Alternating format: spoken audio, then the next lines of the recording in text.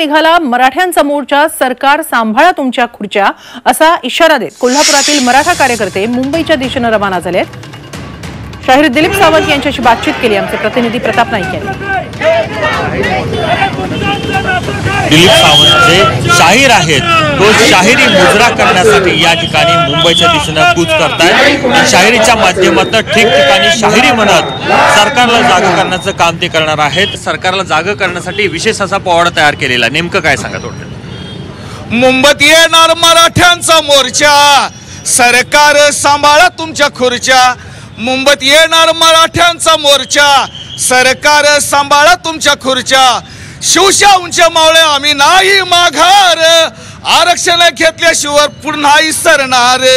म्हणून या सरकारला कोल्हापूरच्या मिरच्या आता झोमणार। सरकार सांभाळा तुमच्या खुर्च्या, सरकार सांभाळा तुमच्या खुर्च्या।